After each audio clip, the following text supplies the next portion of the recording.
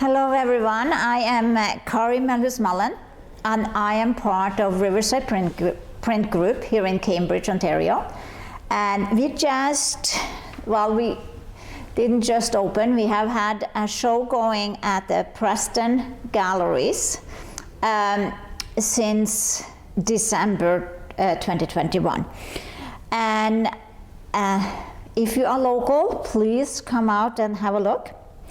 I am going to do a couple of demonstrations that just shows some of the things we did in the show, but that also could be very easy to do at home with siblings, with people in a classroom.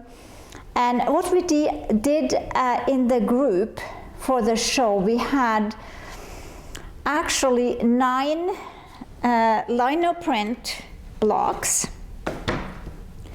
going around between the 9 members. And this is just three examples. And we were all making marks in the plates, and after 2 weeks we sent it to the next person, and the next person had the option to make a mark in it, print their own print, sent it to the next one. Some made marks in it, some used monoprints. Monoprints is typical that you can just get one print out of your plate. So the kind of monoprints we used could be that we painted on the plate instead of actually cutting in it. It could be that we made a mask out of paper. It could be that we made a stamp. Technically that's not the monoprint because you can reuse it. We also did something that I would call a ghost print. That just means that we put ink on here. We might make a print and take some ink off. We might just take some of the ink off, and then we printed the print that we actually wanted. So it has kind of the second time through. And so we kind of got a much softer print. So for example, one print I did, this would be the print, this would be the ghost print. You see the difference in strength.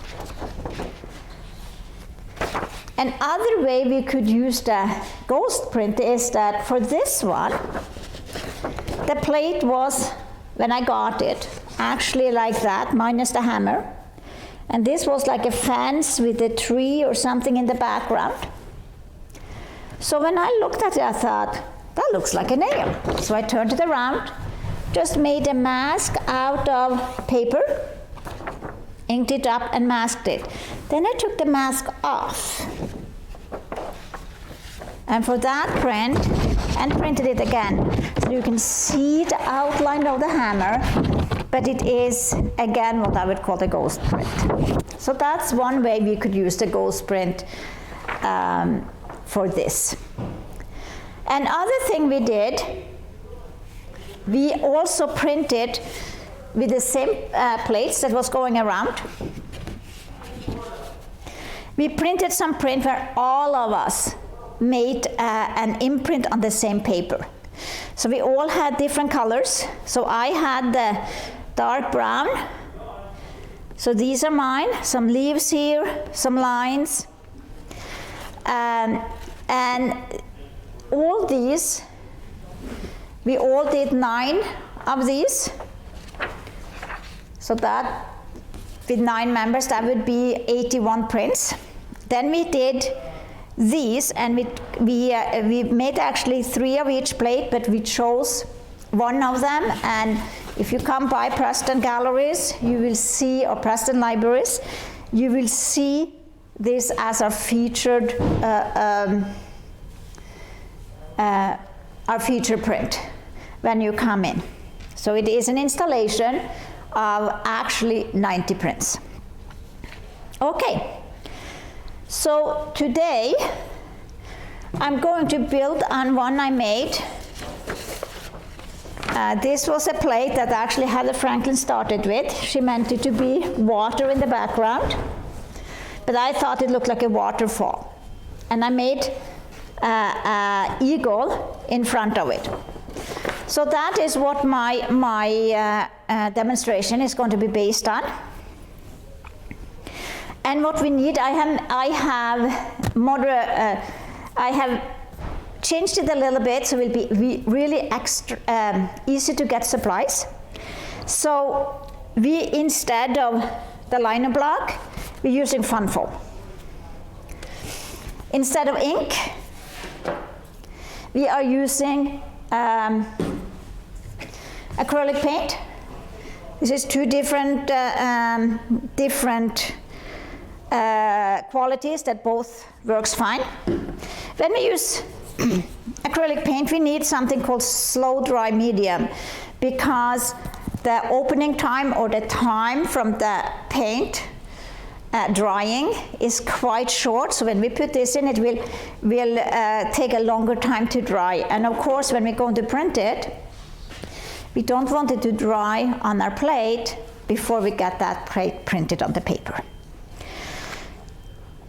Okay, and instead of a normal printmaking roller, we need a foam roller. And I like these nice dense foam rollers instead of the kind of really cheap foam roller. This is like, it really doesn't, not what to say, it just doesn't work, to put it bluntly. These are very inexpensive as well. You can get them at any Home Hardware, Home Depot, any that kind of store, hardware store, or even at a dollar store. Okay, so to print it on, you can use acetate, plexiglass, fun foam, a piece of lino. I would not suggest paper or any kind of paper, because the paint tend to glue itself to the paper. So you might get into a mess. You can use paper, but then you have to actually seal it first with some kind of medium or something. Okay, I use, I call newsprint. I use a magazine. I'm going to show you what I'm using a magazine for later. Masking tape and some paper to print on. So I just used normal drawing paper today. You can buy printmaking paper. You can buy different things of paper. I tried normal cardstock. It didn't work that well because it's kind of too hard. But it doesn't need to be printmaking paper because we are not going to wet it. And of course, normal drawing supplies, sketching paper and pencils, erasers, whatever. Okay. So this is something that can work really well to be made out of more than one person, just like we did here. Someone make the plate, and I made the eagle. So you can say you can have a foam like this, and someone can make whatever they want. It can make a picture of trees on it, can make whatever they want to. For example, one of the siblings or one of the students in the class make a nice print, make a print out of it, and then they circulate to the next person. And then the next person can look at it and think, what does that look like? What can I make to make it mine? And they can draw some more on it, because remember, the first person now has made as many prints as they want of it, so they can give it to the next person. So they can start and work some more on it and make their own, and send it to the third, to the fourth, to the fifth.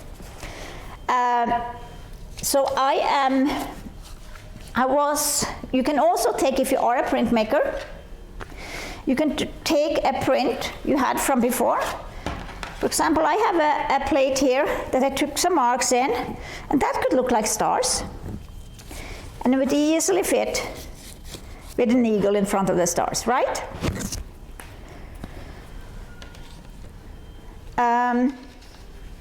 Today though, I'm just going to use a fun foam.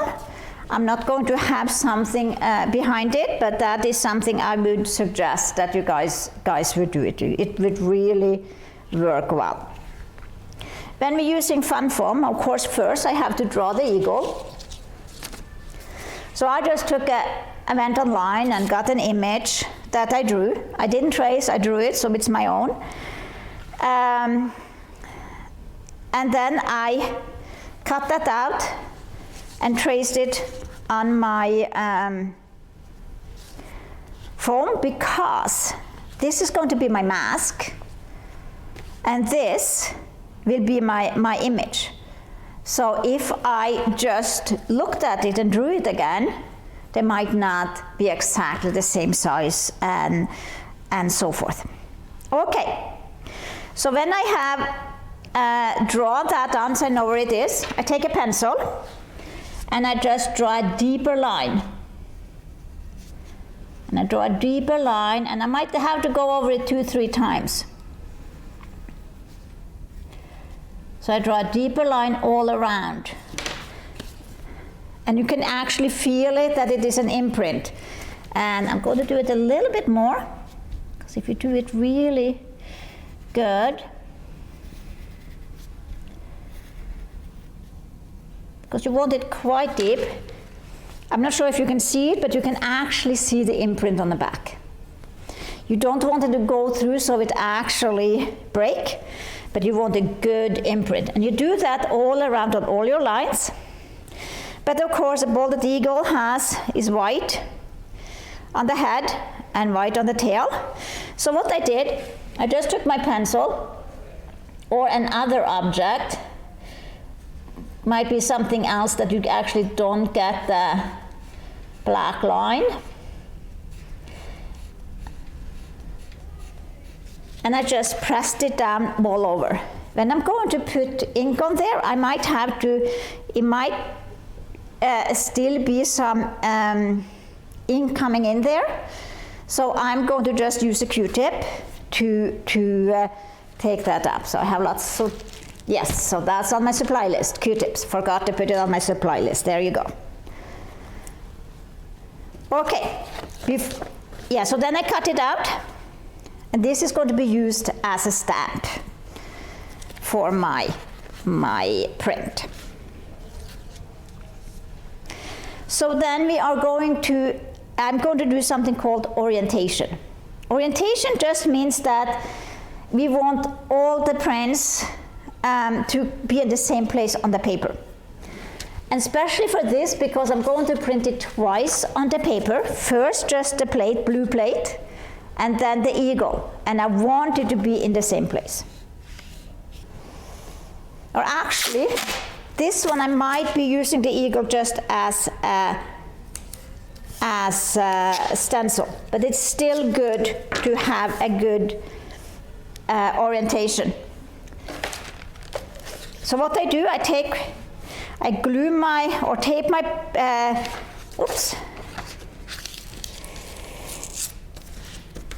my paper down so it is like hinged,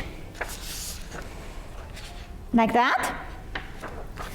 Then I just easily trace around the paper. I might just can just do the corners if I want. But right now I'm just going to trace around the whole paper. So if we need to take the paper out, we know where it goes, but also this is stuck down, so it will be fine. But I traced it mainly to know that my plate goes right in the middle. Now the plate, I want to trace, because the plate I might take and put it back down. Oops. Okay. Now to the magazine. What on earth did I want the magazine for? Well, that is just, I'm going to put my plate on there, ink it up. The background is got dirty, so when I do a new one, I'll just go to a new page. It's just very practical. I don't even know where I picked it up, but I think it's quite genius, and I use it all the time. Okay. So as I said, I'm just going to do the background blue. So I have some blue paint. And my inking plate is just a piece of wax paper. Just be sure that you tape it down so it doesn't move around. Tape it down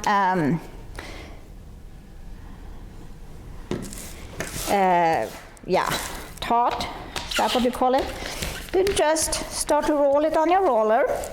Because it's a foam roller, you need quite a bit of paint because it, especially if it's a new one, it soaks it in. So, let us see here. So I'm starting to, I think I'm going to take a little bit more because I want a nice, good coverage.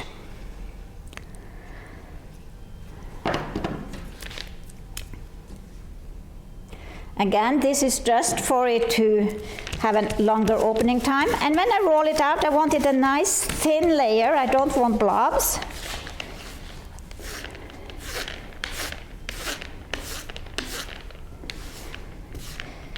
Okay, it's a little bit messy, so I'm just going to go to a new page. Just so I don't get too much mess on the back of the plate. And so this fun foam piece I call the plate now, because we call it the plate when it is what we are getting the print from.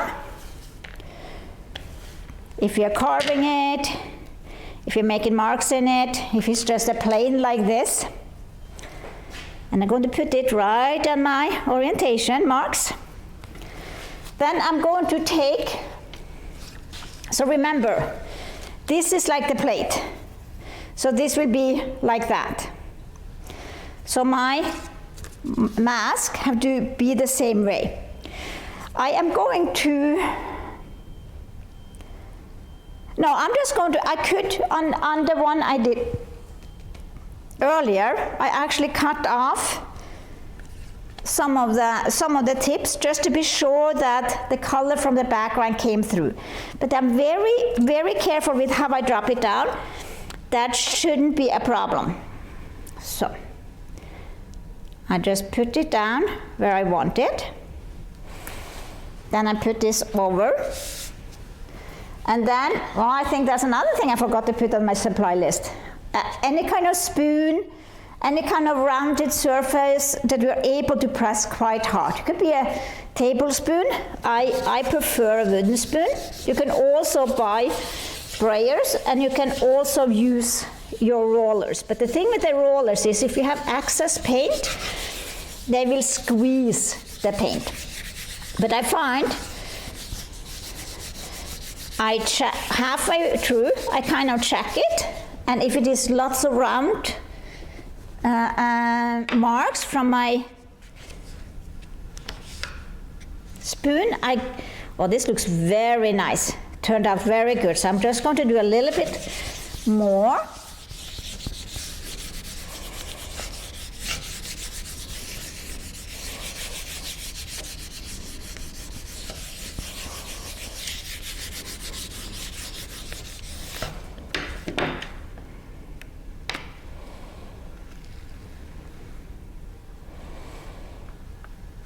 That would even be nice as it is.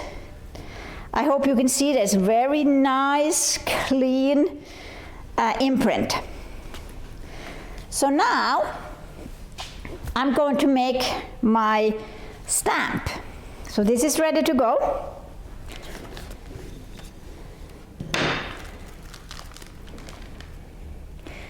So I'm going to get a clean page, and I am going to do it dark. I'm just going to do black, but I'm going to just do the black on top of my blue so it gets not a really strong black. I might even put a tiny little bit burnt sienna in it.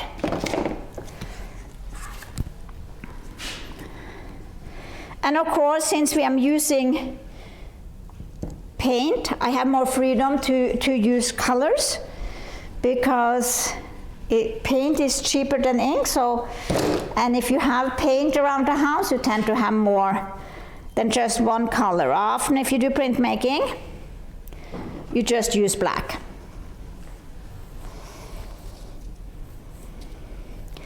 So I'm just going to use one of my Q-tips to mix that a little bit. I'm going to mix it with that. And if I didn't want this to be blue, I could just, this can be cleaned in water, but I could also change it to a new one. I could also take the wax paper off and get a new wax paper.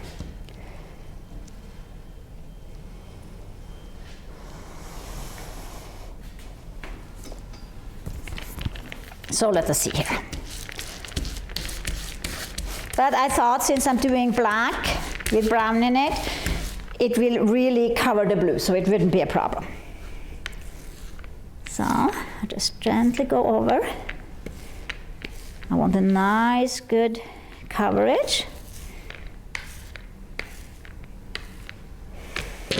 Okay, so you can see it here, but you can see that where I wanted it white is a little bit black. It came into it. So let me go to a new page. Put the bird down and get the Q-tip. So what I do now, I just try to get the,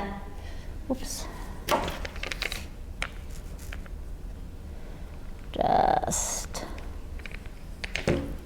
try to get the white off, no, the black off, where I want the white feathers to show. And the Q-tip is good because I have tried to use just paper towel, but you don't get as concise areas with that. So I find Q-tips works really well. And of course, if I had just paint here and not that, the medium, the slow drying medium, this could dry before I was finished working on my bird. I think I'm going to use, okay, I'm not sure how this is going to work, but let us try it. So I took off some of the beak too, so I'm not sure if the beak will show. So what I'm going to do now, instead of putting that back over, because I want it exactly on that piece of the bird, I'm just going to use this as a stamp, meaning that I stamp it right on the finished artwork.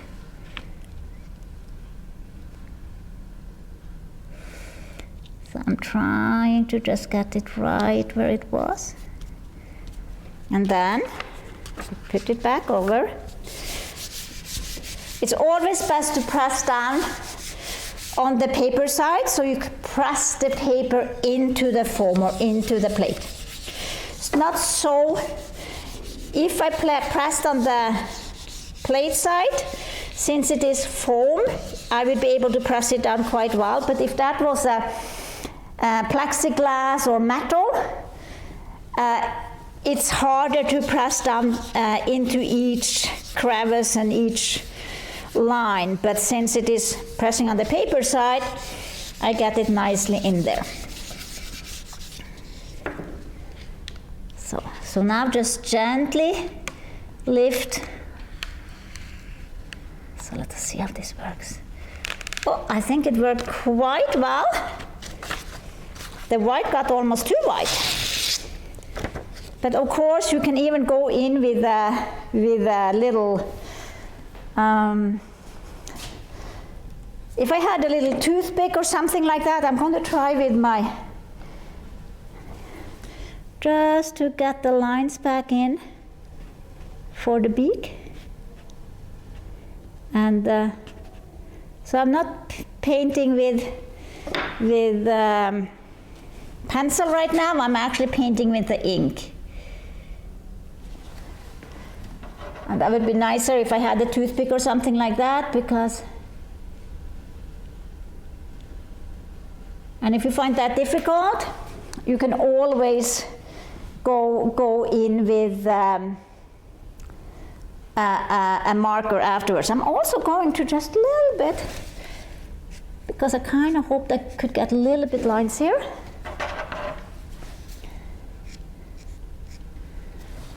On the feathers. And of course, when you do printmaking, sometimes it doesn't work the first time. So I just did a little bit lines for the feathers, and I'm going to just use my fingers to kind of get a little bit more shadow. So